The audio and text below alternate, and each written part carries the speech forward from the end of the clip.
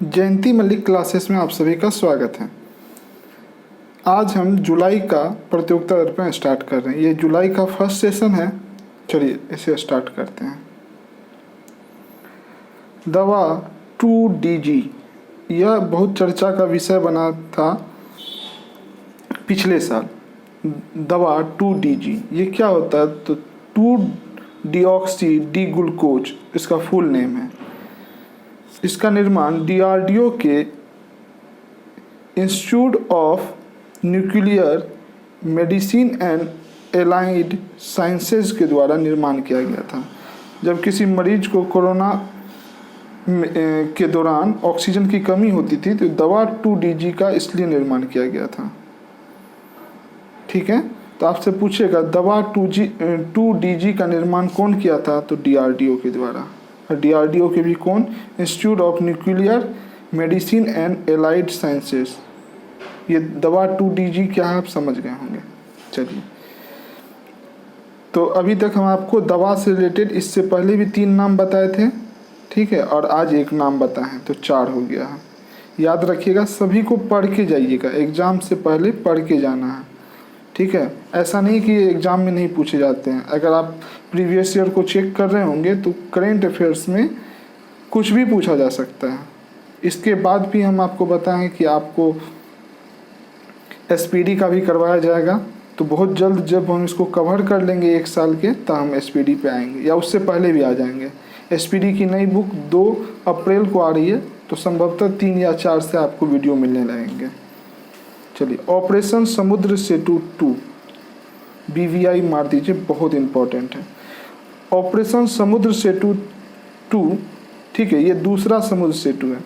समुद्र सेतु कौन सा है? दूसरा। इसको भारतीय नौसेना द्वारा किया गया। समुद्र से है तो ऑब्वियस सी बात है भारतीय नौसेना करेगी, लेकिन उद्देश्य क्या था ये इंपॉर्टेंट है। विदेशों से तरल ऑक्सीजन व अन्य चिकित्सा सामग्री लाने के लिए चलाया गया था।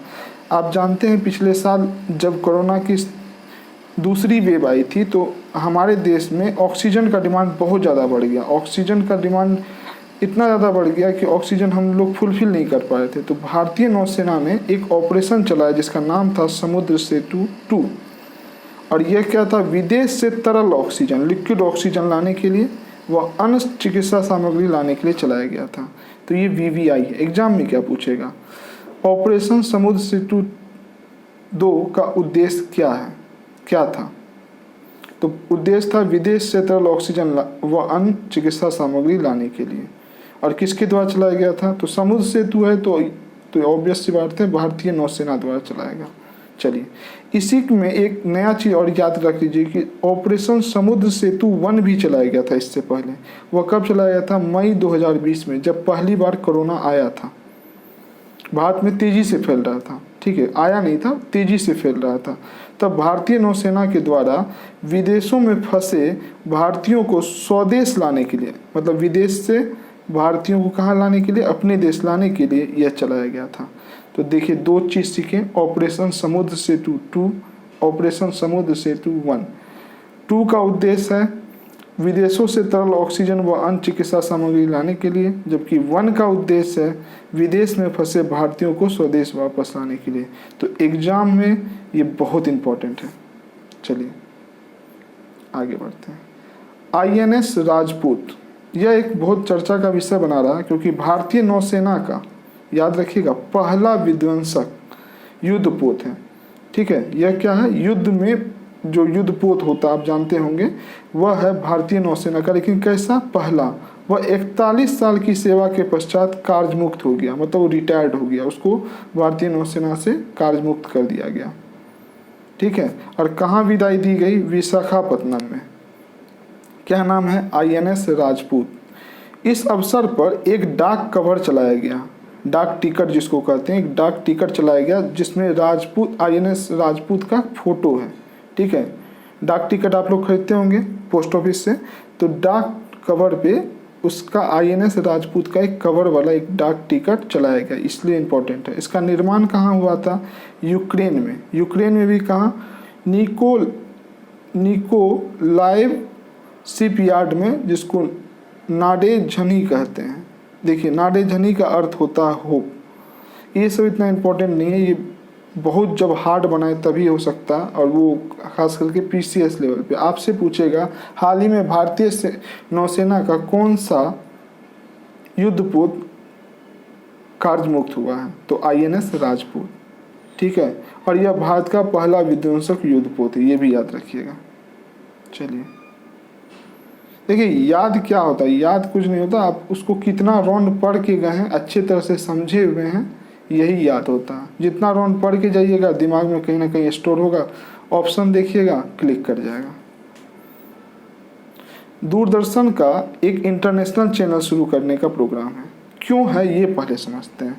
क्योंकि अभी तक क्या होता था कि दूरदर्शन जो है वह इंटरनेशनल लेवल पे तो था नहीं, तो जो इंटरनेशनल मीडिया थी वो भारत की छवि जैसे से बढ़ रही है, तो इंटरनेशनल मीडिया द्वारा भारत की छवि को दूसरे ढंग से भी दिखाने का एक प्रयास किया जा रहा था, समझ रहे हैं। तो इसलिए दूरदर्शन का एक इंटरनेशनल चैनल शुरू करने का प्रयास प्रसार भारती की योजना पे काम कर रहा है। ठीक है, मतलब दूरदर्शन का अब आने वाले समय में क्या होगा, इंटरनेशनल चैनल शुरू करने की योजना बनाई जा रही है प्रसार भारती के द्वारा। तो ये एक इम्पॉर्टेंट चीज़ है, समझ में आ गया होगा। चलिए, पश्चिम बंगाल, आप जानते हैं इससे पहले हम आपको बताते हैं, पश्चिम बंगाल में चुनाव हुआ था जिसमें ममता बनर्जी अपने सीट पर से हार गई थी। तो ममता बनर्जी को 6 महीने के अंदर किसी न किसी सीट पर से चुनाव जीतना था, क्योंकि पश्चिम बंगाल में विधान परिषद नहीं है। आपको हम बताएं इससे पहले भी कि बंगाल में या किसी भी राज्य में 2 टाइप के सदन होते हैं, एक विधानसभा होता है, ठीक है, विधानसभा, एक होता है विधान परिषद। ठीक है, मुंह से समझिए, विधान परिषद। और विधान परिषद हर जगह नहीं होता, केवल 6 राज्य में। कितने राज्य में है, 6 राज्य में, केवल 6 राज्य में। एक सेकंड रुक जाइए, केवल 6 राज्य में है, और उसमें बंगाल नहीं आता 6 राज्य में। तो जब ममता बनर्जी अपनी चुनाव पर सीट से हार गई तो उनको कहीं ना कहीं से चुनाव जीतना पड़ता। ठीक है, तो उसके बाद क्या हुआ कि जब वो दूसरी जगह से जीत के मुख्यमंत्री तो पहले ही बन चुकी थी, शपथ ले चुकी थी, 6 महीने के अंदर उनको कहीं ना कहीं सीट से जीतना था। तो उसके बाद पश्चिम बंगाल के विधानसभा में, याद रखिएगा, पश्चिम बंगाल के विधानसभा में एक प्रस्ताव पास किया गया कि पश्चिम बंगाल में क्या होना चाहिए, विधान परिषद। और यह प्रस्ताव पास करके कहाँ भेज दिया गया, केंद्र। और केंद्र के पास यह प्रस्ताव अभी पड़ा हुआ, अब केंद्र इस पर विचार करेगी कि पश्चिम बंगाल में विधान परिषद हो या ना हो। और इससे पहले आपको बता दें 1952 में बंगाल में विधान परिषद था, जिसे 1969 में समाप्त कर दिया गया। तो आपसे पूछेगा हाल ही में किस राज्य की सरकार ने विधान परिषद की मांग केंद्र से की है, तो क्या आएगा नाम, पश्चिम बंगाल। अब आपको समझ में आ गया होगा। चलिए, एक चक्रवाती तूफान है जिसका नाम ताउक्ते है। ठीक है, कहीं कहीं कहीं इसको ताउक्ते ना कह के तोकते भी कहते हैं, तो आप नाम में कंफ्यूज मत होइएगा। एक चक्रवाती तूफान है ताउक्ते, जो भारत के अरब सागर में उठा है। कहाँ उठा है, अरब सागर। अगर आप भारत का मैप को पहले से जानते होंगे तो एक सेकंड रुक जाइए, पहले था क्लियर कर देते हैं। अगर आप भारत के मैप को पहले से जानते होंगे तो भारत के मैप के इस ओर है अरब सागर।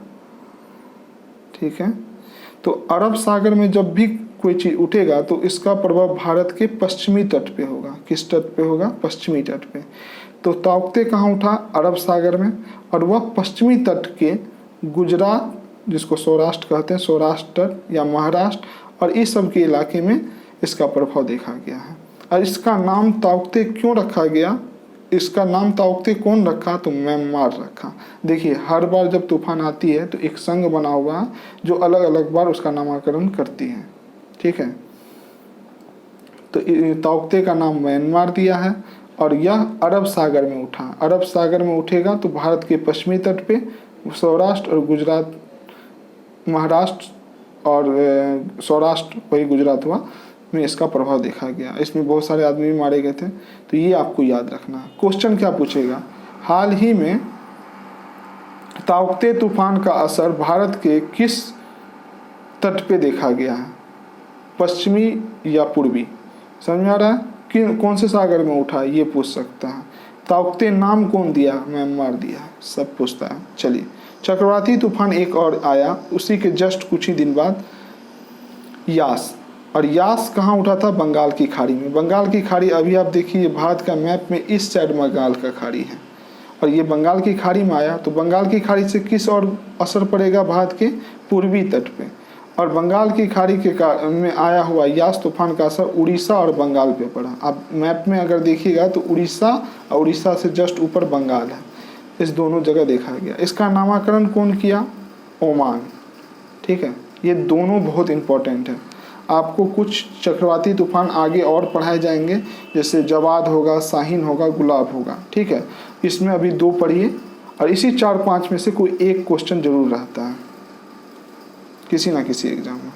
चलिए, ये वीवीआई मार दीजिए, बहुत इंपॉर्टेंट है। मालदीव के कौन से देश के? मालदीव के अब्दुल्ला शाहिद, नाम याद रखिए, अब्दुल्ला शाहिद संयुक्त राष्ट्र महासभा के 76वें सत्र के अध्यक्ष चुने गए हैं।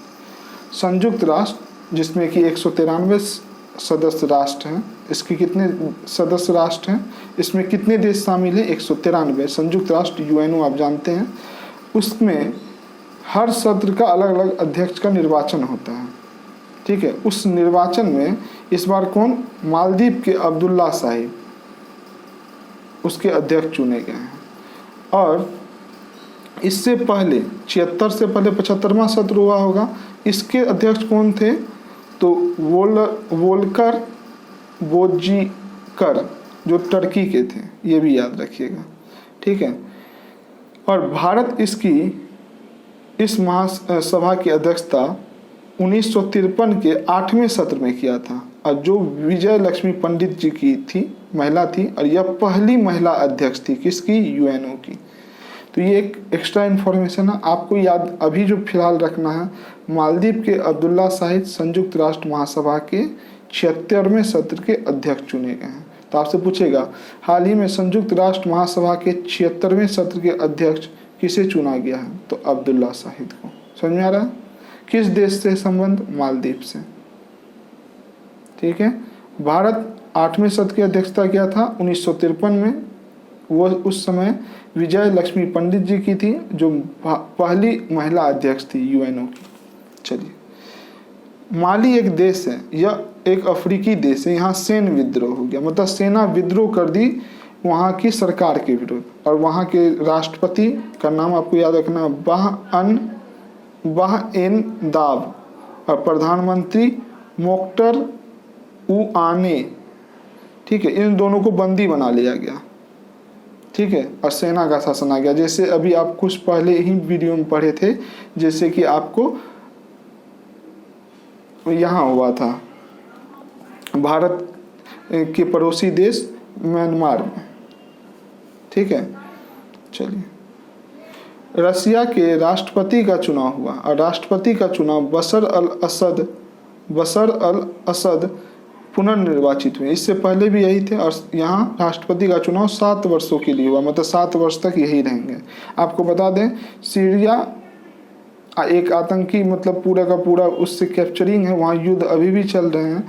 तो सीरिया में जो है ना, ये चुनाव एक तरह से लोकतांत्रिक ढंग से नहीं हुआ, क्योंकि सीरिया की अधिकांश आबादी किसी न किसी देश में शरणार्थी है, और जहाँ पे सरकार का मतलब पूरा का पूरा दबदबा था, उसी क्षेत्र में के व्यक्तियों ने निर्वाचन में भाग लिया। तो ये कोई इम्पोर्टेंस नहीं, आपसे पूछेगा हाल ही में सीरिया के राष्ट्रपति किसे निर्वाचित किया गया? तो बशर अल असद को। ठीक है, ये याद रखिएगा। इस पूरे स्लाइड में सबसे इम्पोर्टेंट ये है। ठीक है, चलिए नेक्स्ट आते हैं, झुंगरू रोवर। यह बहुत चर्चा का विषय रहा, क्योंकि मंगल ग्रह पर उतरा है। कहाँ उतरा है? मंगल की ग्रह पर उतारा गया है। किसके द्वारा? चाइना नेशनल स्पेस एडमिनिस्ट्रेशन, जिसको CNSA कहते हैं। और आपको हम इससे पहले पढ़ाए थे, चाइना का एक मंगल पे एक अभियान था जिसका नाम था तियानवेन फर्स्ट। हो सकता है ती और का 9 वेन उसमें लिखा हो, यहाँ तियानवेन है, तो उसमें कोई अंतर नहीं है, शब्द वही है, थोड़ा सा लिखने का तरीका अलग है। तो तियानवेन फर्स्ट जो है उसी का यह हिस्सा, उसी में ऑर्बिटर का एक भाग था जिसका नाम था झुंगरू रोवर। झुंगरू जो नाम है यह अग्नि भगवान के नाम पे रखा गया, मतलब चाइना में अग्नि देव को झुंगरू कहा जाता है। तो झुंगरू रोवर को मंगल की ग्रह पर उतारा है। कौन उतारा है? चीन। और तियानवेन फर्स्ट का ही ऑर्बिटर का भाग है। आपको याद ही बस इतना रख रहा है, झुंगरू रोवर को मंगल की सतह पर कौन उतारा है? तो चीन उतारा है। और यह अमेरिका के पश्चात ऐसा करने वाला दूसरा देश है। अमेरिका के बाद सिर्फ चीन ही ऐसा देश है जो किसी रोवर को मंगल की सतह पे उतारा है, इसलिए इम्पोर्टेंट है। राष्ट्रीय मानवाधिकार आयोग के अध्यक्ष चुने गए। अपने देश में जो मानवाधिकार आयोग है, राष्ट्रीय मानवाधिकार आयोग, उसके नए अध्यक्ष चुने गए हैं वो अरुण कुमार मिश्रा को चुना गया है, जो सर्वोच्च न्यायालय के पूर्व न्यायाधीश हैं। और इसमें अधिकतर सर्वोच्च न्यायालय के पूर्व न्यायाधीश ही होते हैं। जैसे इससे पहले भी न्यायमूर्ति HL दत्तू को चुना गया था, और इनका कार्यकाल जब समाप्त हो गया दत्तू जी का, तो किनको चुना गया? अरुण कुमार मिश्रा। तो आपसे पूछा जाएगा राष्ट्रीय मानवाधिकार आयोग के नए अध्यक्ष किसे चुना गया? तो अरुण कुमार मिश्र। ठीक है, इम्पोर्टेंट है, याद रखिएगा। चलिए, केंद्रीय जांच ब्यूरो जिसको CBI कहते हैं, केंद्रीय जांच ब्यूरो के नए निदेशक सुबोध कुमार जायसवाल को चुना गया है। ठीक है, तो आपको याद रखना है सीधा, CBI के नए निदेशक सुबोध कुमार जायसवाल एक IAS ऑफिसर हैं। और पहले कौन थे? तो श्री RK शुक्ल, जिनका स्थान सुबोध कुमार जायसवाल ने लिया। चलिए नेक्स्ट आते हैं, एंड्रिया मेजा, बहुत इंपॉर्टेंट है। यह मिस यूनिवर्स 2020 का ताज इनको मिला है। ये कहाँ की है? मैक्सिको की। इनका संबंध किस देश से? मैक्सिको। देखिए, जब भी मिस यूनिवर्स हो या मिस इंडिया हो, जब भी ये इसका ताज होता है, ताज मतलब उस साल के लिए जो जीतता है, तो उसमें उसको जो ताज पहनाता है, जो इससे पिछले बार का जीता हुआ आदमी होता है वही पहनाता है। तो ताज कौन पहनाए? जो मिस यूनिवर्स 2019 रही होगी। और अब जो 2021 का मिस यूनिवर्स 22 में होगा, ठीक है, तो 21 का मिस यूनिवर्स 22 में होगा, तो 22 में 21 वाले को जो ताज पहनाएगा, कौन पहनाएगा? एंड्रिया मेजा। मेरी बात समझ रहे होंगे। हम ये कह रहे हैं 2020 का मिस यूनिवर्स का ताज जिसको मिला है एंड्रिया मेजा को, उसको जो ताज पहनाया जाता है, सर पे एक मुकुट टाइप का होता है, वो कौन पहनाएगा? जो इससे पहले मिस यूनिवर्स रहा है, वही ताज उठा करके दे दिया जाता है। ठीक है, तो जो जोनजी विनी टुंजी को मिला है, जो दक्षिण अफ्रीका की थी, 2019 का। और 20 का क्या? एंड्रिया मेजा। तो सबसे पहले तो आप 20 का नाम याद रख लीजिए, कहाँ की है? मैक्सिको की है। तो आपसे पूछेगा हाल ही में मिस यूनिवर्स 2020 का ताज किसे मिला है? एंड्रिया मेजा को। इसका संबंध किस देश से? मैक्सिको से। तब आएगा इसका नाम, इसको ताज कौन पहना है, जब हार्ड और क्वेश्चन बनाए तब। ठीक है, चलिए, भारतीय उद्योग परिसंघ के अध्यक्ष।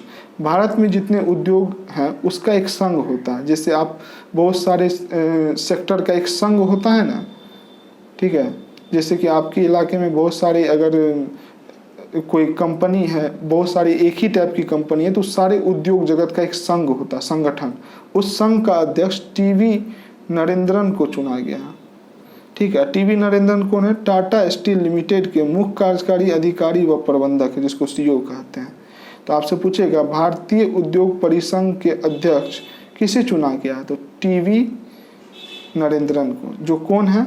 टाटा स्टील लिमिटेड के मुख्य कार्यकारी अध्यक्ष व प्रबंधक। इससे पहले कौन थे? इससे पहले उदय कोटक थे, जो कोटक महिंद्रा के CEO हैं। ठीक है, चलिए एक बार हम पूरा समराइज कर देते हैं, याद क्या रखना है। दवा 2DG DRDO द्वारा बनाया गया है। ठीक है, बस। ऑपरेशन समुद्र सेतु 2 विदेश में से तरल ऑक्सीजन व अन्य चिकित्सा सामग्री को लाने के लिए भारतीय वायुसेना द्वारा चलाया गया। ऑपरेशन समुद्र सेतु 1 भारतीय नौसेना द्वारा ही चलाया गया था, लेकिन मई 2020 में चलाया गया था। ठीक है, और विदेश में फंसे भारतीयों को स्वदेश लाने के लिए। चलिए नेक्स्ट, INS राजपूत। यह हाल ही में क्या हुआ? अपने सेवा से कार्यमुक्त हो गया। यह भारतीय नौसेना का पहला विध्वंसक पोत है, जिसको कहाँ विदाई दी गई है? विशाखापट्टनम। इस अवसर पे एक डाक कवर जारी किया गया है। बस इतना याद रखना। दूरदर्शन का इंटरनेशनल चैनल शुरू करने की योजना बनाई जा रही है प्रसार भारती के द्वारा। पश्चिम बंगाल की विधान परिषद का प्रस्ताव भेजा गया। पश्चिम बंगाल पश्चिम बंगाल की विधानसभा ने विधान परिषद का प्रस्ताव किसको भेजा है? केंद्र को, ये याद रखना है। चक्रवाती तूफान ताउक्ते कहाँ आया? तो पश्चिमी तट पे। और यास कहाँ आया? बंगाल की खाड़ी में। चलिए, मैप से फिर आप इसका आंसर दे सकते हैं कि बंगाल की खाड़ी में आया तो उड़ीसा और बंगाल में इसका असर पड़ा, और वो अरब सागर में आया तो गुजरात और सौराष्ट्र में। मैप पे याद रखिएगा। चलिए नेक्स्ट आते हैं। मालदीव के अब्दुल्ला शाहिद संयुक्त राष्ट्र महासभा के 76वें सत्र के अध्यक्ष चुने गए हैं। ये बहुत इंपॉर्टेंट है, वीवीआई मार लीजिए। माली में सैन्य विद्रोह हो गया, यह एक अफ्रीकी देश है। तो आपसे ये नहीं पूछेगा तो डायरेक्ट ये पूछ देगा, माली में हाल ही में माली में एक सैन्य विद्रोह हुआ, यह कहाँ का देश है? तो अफ्रीका महाद्वीप इसका है, तो अफ्रीकी देश है। ठीक है। सीरिया में राष्ट्रपति चुनाव, ये भी इम्पोर्टेंट है, उतना इम्पोर्टेंट नहीं है। चलिए, झुंझुनू रोवर, ये याद रखिए। राष्ट्रीय मानवाधिकार आयोग, ये इम्पोर्टेंट है, वीवीआई मार दीजिए। केंद्रीय जांच ब्यूरो, ये सब क्वेश्चन आपको अधिकतर रेलवे और एसएससी सब में पूछे जाते हैं, तो इसलिए सबको भी याद रखिएगा। एंड्रिया मेजा बहुत इंपॉर्टेंट है। एंड्रिया मेजा मिस यूनिवर्स 2020 मैक्सिको की रहने वाली है। चलिए, अगर आपको ये वीडियो अच्छा लग रहा है तो चैनल को जरूर सब्सक्राइब करें और शेयर करें अधिक से अधिक इस वीडियो को, ताकि और भी बच्चे इसमें जुड़ पाएँ और यह परिवार और बड़ा हो पाए, ताकि हमें भी पढ़ाने में और ज़्यादा से ज़्यादा एनर्जी मिले। हम आपके लिए बहुत सारी चीज़ लाने वाले हैं इस चैनल पे, तो अगर आप हमसे जुड़ना चाहते हैं तो इसी तरह इस चैनल को और आगे बढ़ाइए। थैंक्स फॉर वॉचिंग, मिलते हैं अगले वीडियो में।